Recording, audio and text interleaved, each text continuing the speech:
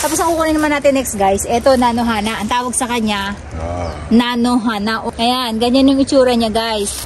Tapos, ang bango niya guys, mabaho siya na parang pag malayo, amoy panis na laway siya. Pero pag inamoy niyo siya ng malapit, mabango siya. Amoy, ano ba yung malapit sa kanya? Parang amoy santan. Ganun yung amoy niya. Alam niyo ba yung lasa nito napakasarap? Kukunin natin yung ganitong part lang. Yan. Ito lang. Yung hindi pa siya bumubukadkad kasi para siyang broccoli. Ayan guys, ganyan. So, ito. Ayan guys, yung ganyan. So, mula dun sa dulo hanggang dito, ayan, ang dami natin makukuha. Siyempre, may plastic tayo. Hindi mawawala yan. Ayan. Pero, mangunguha muna tayo at simulan na natin na adik yung lola nyo. Excited na yung lola nyo. Ayan. So, kukunin natin yung sarado pa. So, eto guys, yung kukunin natin, ganyan yung itsura niya. Dapat. Yan. Ang lambot pa kasi niya. At napakasarap niya guys. Para kayong kumakain ng broccoli. Yan. Ang lutong niya, diba?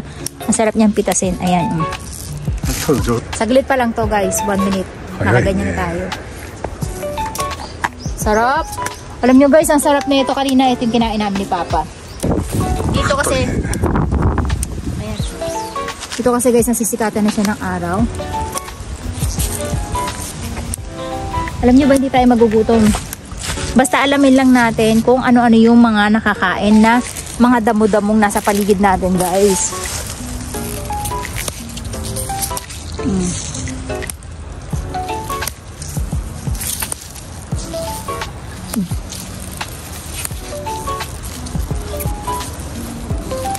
Okay. Nakaka-excite guys. Kasi ang dami. Kauulan lang kahapon guys, kaya malutong pa sila. Kasi kapag ka dry season, matigas na to, hindi nyo na makakain. Tsaka yung ganito, matigas na to guys. Yung mga ganito. Ay naman. So yung mga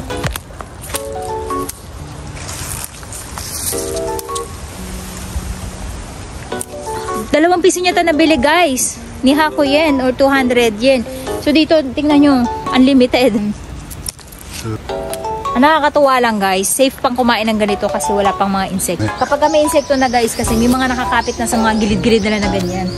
Pero to safe pa to. Ang sarap sa probinsya guys. May mga So ayan guys, nakalimutan ko na nagbe-video tayo. So 1,500 yen na to guys kung bibili natin to dun sa supermarket. Ito, free lang natin nakuha, di ba? Hirap naman pumunta dito. Ito.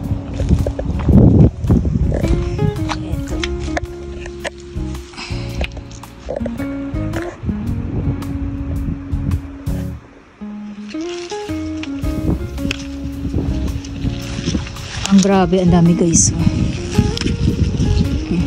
Tapos sarado pa talaga siya. Ano, reels na dami. Ang ganda niya kasi guys, hindi pa siya bumubukadkad at medyo mas matataba siya kumpara yung kanina nakuha natin. Ganyan kadami yung nakuha natin kahapon.